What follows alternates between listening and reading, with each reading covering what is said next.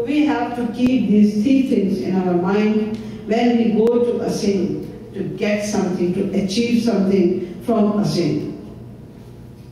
And when you will go to the saint, the saint will teach now, he will teach you that what are the levels of devotion and how should you proceed gradually. If your mind is totally surrendered to him right away, then you will realize God right away.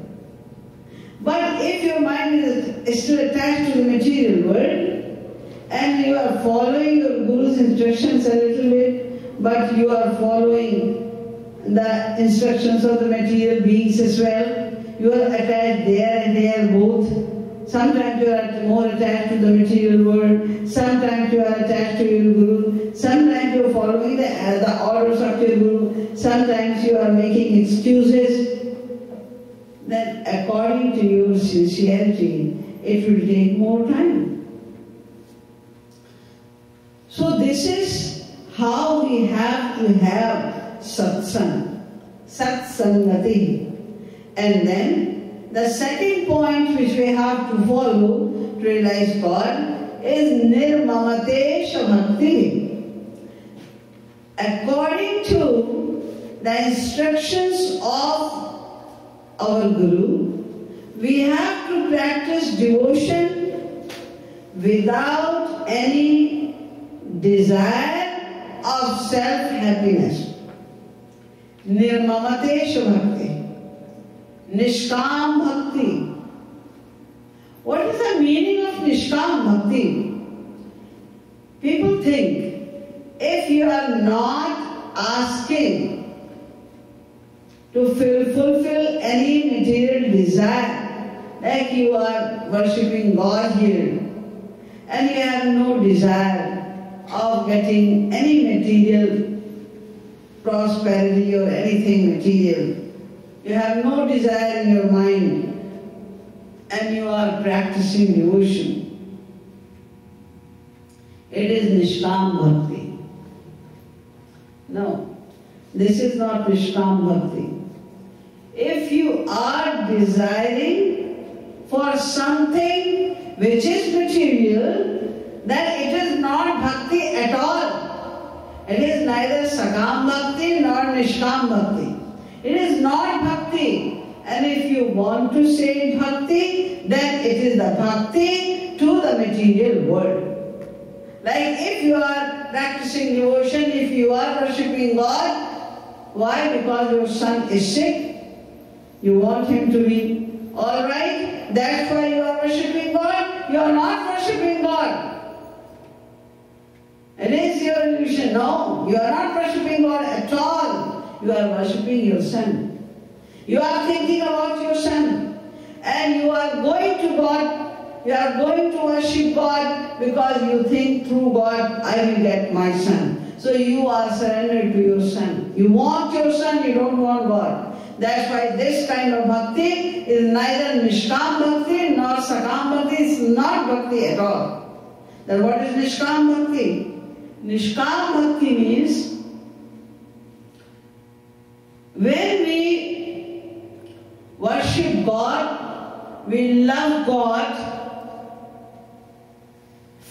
to make Him happy. We don't want our happiness. We are not worshipping God for our happiness. Such kind of devotee never desires any material thing for sure, but he does not desire for his happiness as well. All the time, he worships God only to please God, for the happiness of God. You may say, God Himself is the ocean of happiness. We get happiness from God. Then what is that idea? Why are we trying to make Him happy? He Himself is happiness.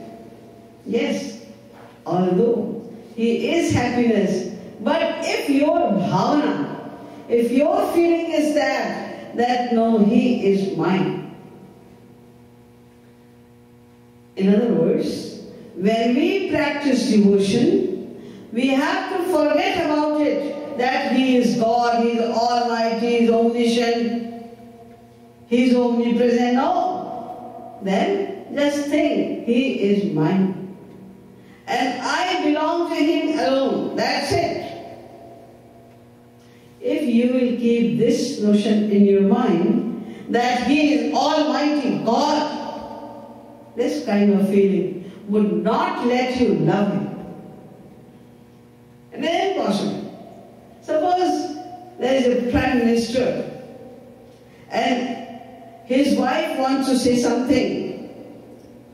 She wants to fight for something with her husband, but he is sitting in his office. Somebody says, why don't you tell your husband? If you want this, go and tell your husband. She says, no, he's sitting on the seat of Prime Minister right now. Let him come home, then I will see him. Because that time she forgets that he is a Prime Minister. That time she knows he is my husband.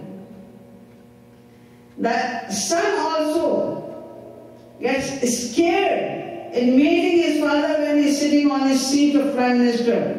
But the same son, when the Prime Minister comes at home, the same son runs towards his father and goes in his arms immediately. Now he has no fear.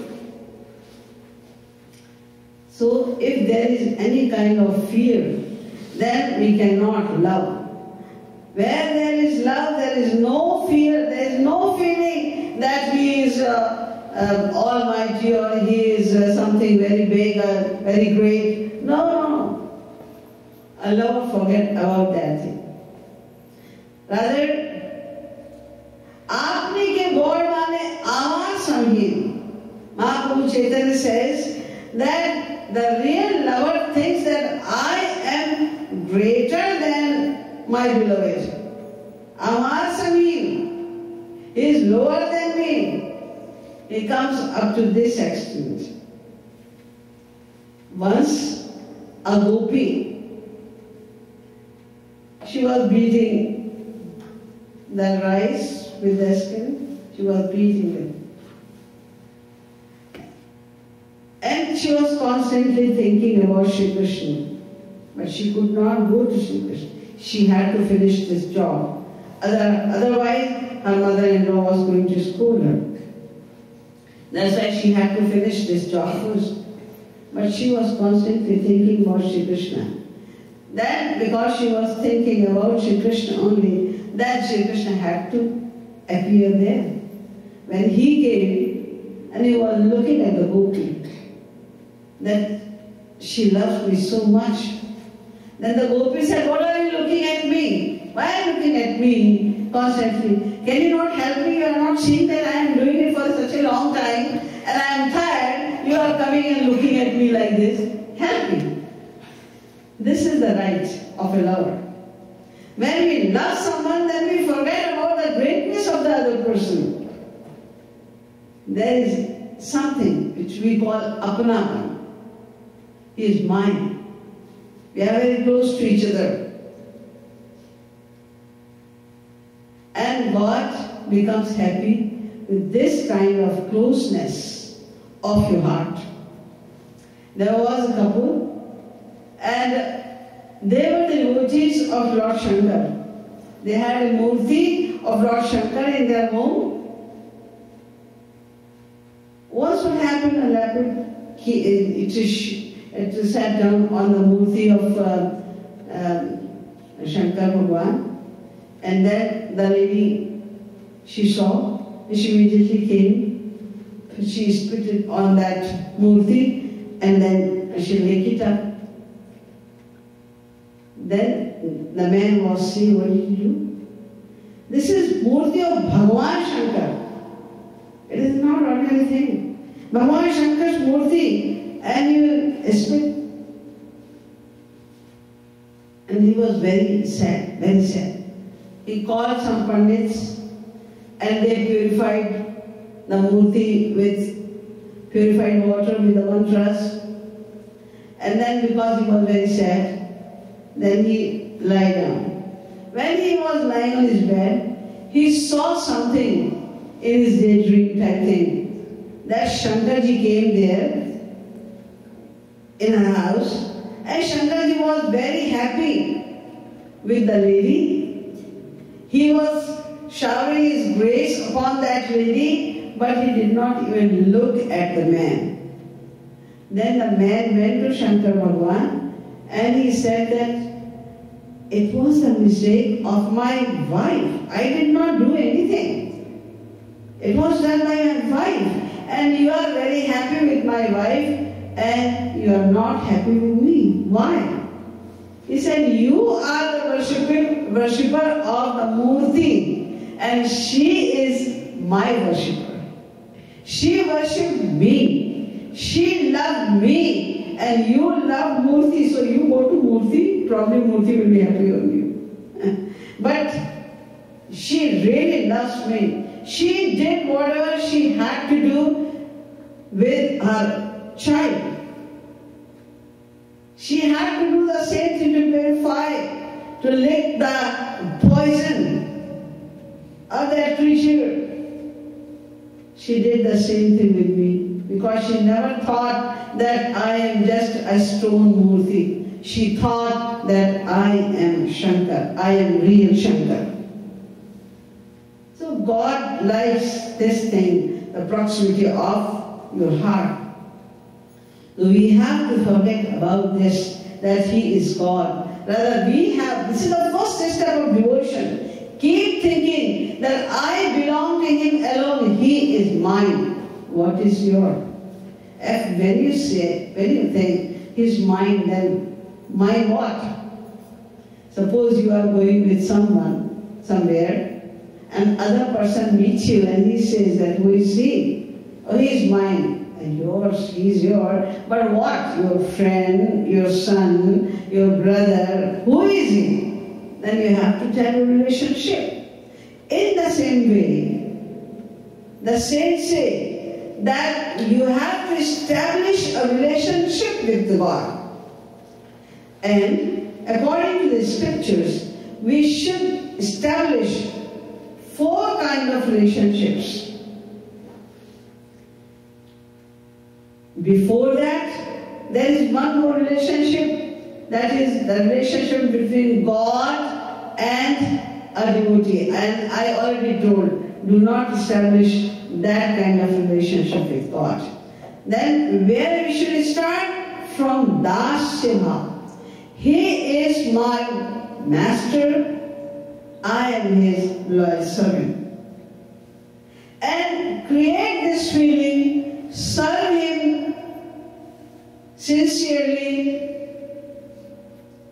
as the servant, and you will enjoy his service.